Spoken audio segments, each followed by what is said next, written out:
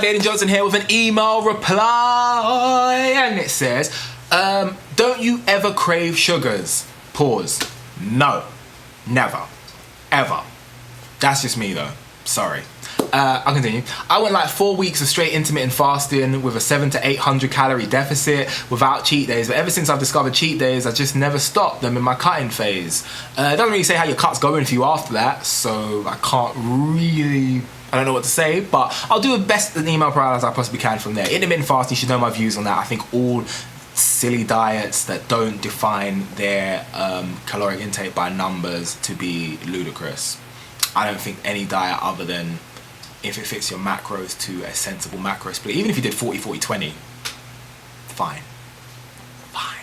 Do 40-40-20 and watch your caloric intake up and down, you'll be perfect. That's all you need to do. All this other stuff is just minutia. Anyway, it's enough hating on intermittent fasting. It always seems like I'm doing it. I feel bad about it. I don't hate it. I just think it's silly.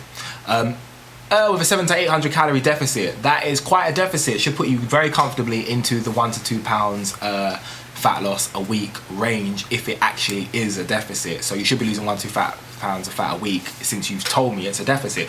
And then you do a cheat day every now and again.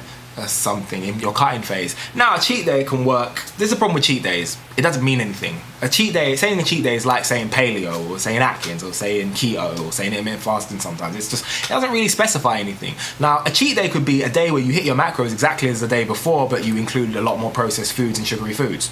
It's not a cheat day. It's just a day where you eat 8 different foods. I don't call it a cheat day at all. If cheat day could be where you do a calculated refeed and you eat a lot more sugary, silly, fatty foods or whatever. Shouldn't really add too much fat on a refeed, that's another story anyway. And again, that's not really a cheat day. Or you could be like me with the ability to eat 5,400 calories of pizza in 15 minutes and a day where you ate about 6,000 to 7,000 calories other times. If you're like me and have that kind of appetite, links here if you need to see it, and you can eat as much as me. For instance, I ate almost 12,000 calories on Christmas and Boxing Day. I ate definitely over 24,000 calories over the course of those 2 days. If you're able to cheat like me, good luck with cheat days inclusive on your diet and still cutting. Because when I cheat, it is a momentous occasion of international devastation created in a tsunami of fast food destruction. And I don't even need fast food in it to eat. I can eat whole foods to way in excess of 10,000 calories. Easy.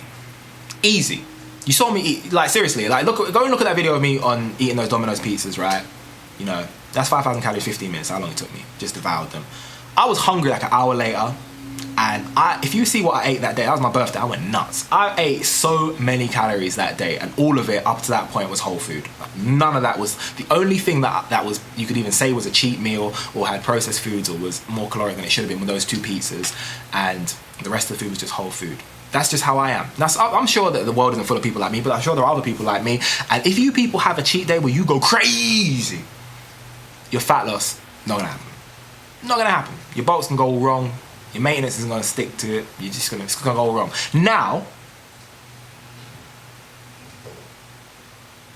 that is not the whole story, because not everyone's going to be like that. Some people are going to be able to not cheat so much. Some people are going to be able to control themselves. It's very difficult for me to tell you what to do based on not knowing how you have a cheat day.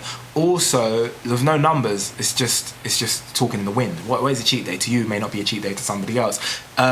A problem that I do have with cheat days is something that Lane Norton said first, and when he said it, it kind of went, oh my god, that is so true, I so completely believe that. If your diet consists of aggressively strict dieting followed by binge eating at the end, it's not a diet, it's an eating disorder. You have an eating disorder.